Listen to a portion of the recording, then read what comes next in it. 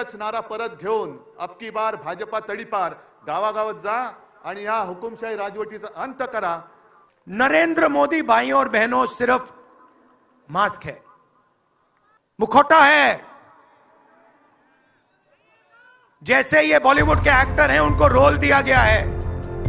Congress party की भारत जोड़ो न्याय यात्रा का समापन रविवार को महाराष्ट्र की राजधानी मुंबई में हुआ।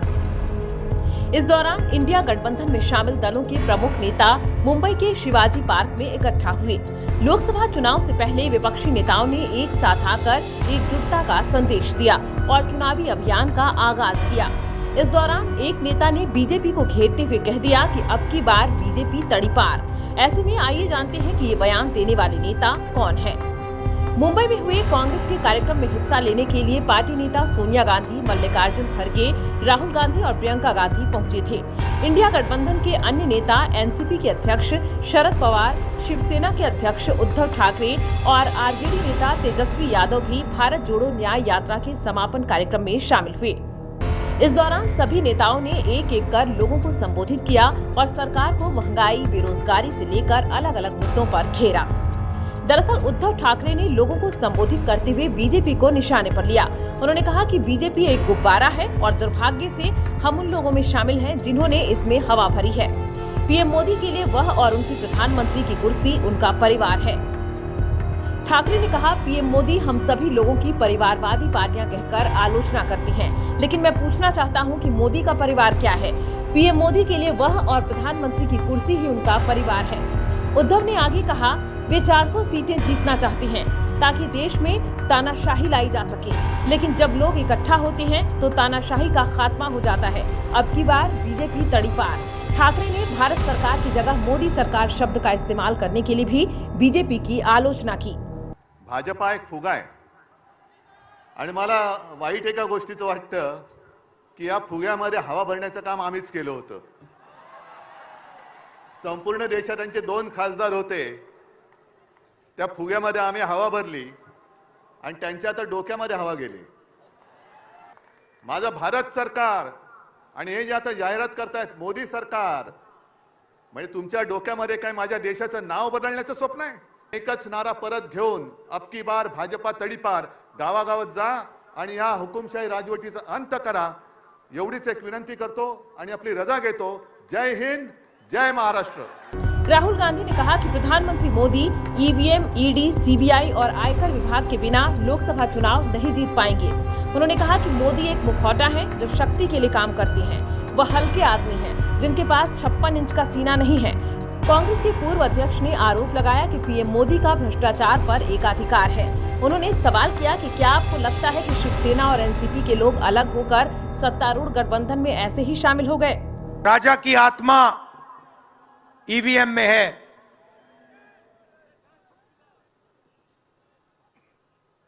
हिंदुस्तान की हर संस्था में है,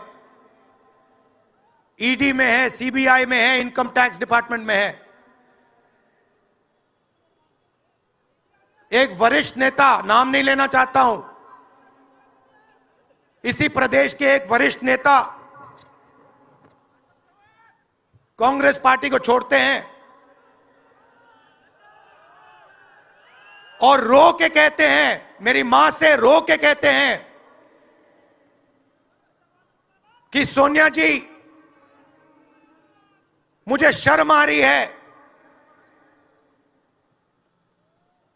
मेरे में इन लोगों से, इस शक्ति से लड़ने की हिम्मत नहीं है, मैं जेल नहीं जाना चाहता हूं। और ये एक नहीं है, ऐसे हजारों लोग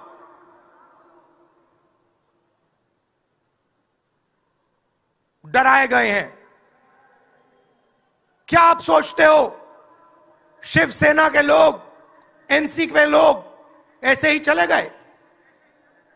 नहीं, जिस शक्ति की मैं बात कर रहा हूं,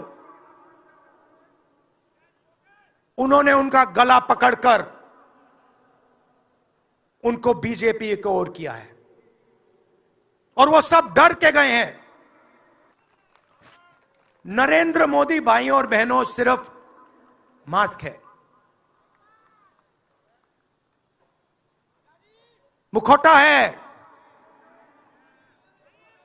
जैसे ये बॉलीवुड के एक्टर हैं, उनको रोल दिया गया है कि भैया आज सुबह आपको यह करना है, कल आपको यह बोलना है, परसों आप यह करोगे, सुबह उठ के समुद्र के नीचे जाओ,